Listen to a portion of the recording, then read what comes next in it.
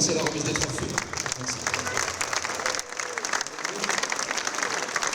Je suis championne de France 2019 K1 en moins de 65 kg, mais aussi je suis championne de France depuis 2016.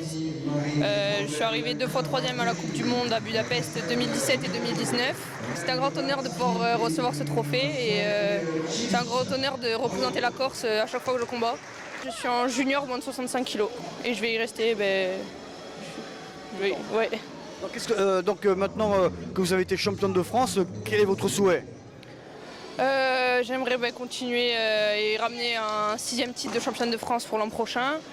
Et pourquoi pas essayer de retenter de rentrer dans l'équipe de France et même peut-être dans une squadra Gourse ici et pour partir faire des championnats internationaux.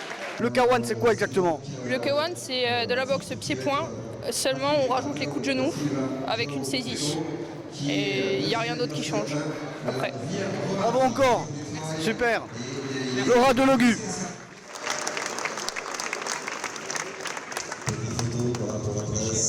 Vous avez gagné une médaille d'or aux Jeux des Îles. Racontez-nous un peu votre expérience. C'était une très belle expérience sportive et aussi du groupe, puisqu'on était 12 et aussi 3 qui n'avaient pas pu jouer, mais c'était vraiment très intéressant et c'était un autre niveau, c'était une belle expérience humaine. Oui, c'est vrai, cette année c'était en Corse en plus. Du coup, on n'a malheureusement pas trop eu à se déplacer comme les années précédentes en Sicile, en Martinique, etc. Mais c'était quand même une belle expérience. Vous jouez dans quelle équipe durant l'année? Au Bastia 15, l'Entente Crap 15, Bastia et Ventisel. Il y avait quelle équipe dans que vous avez rencontré? La Sicile et la Sardaigne.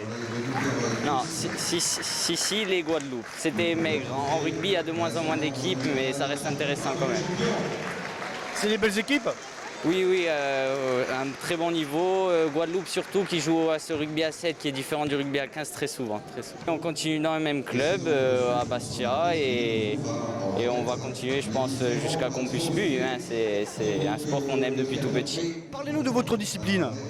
Alors ma discipline c'est le jiu-jitsu brésilien, c'est un art martial. Pourquoi brésilien? Parce qu'en fait à la base c'est un art martial qui vient du judo. Enfin non, c'est le jiu-jitsu.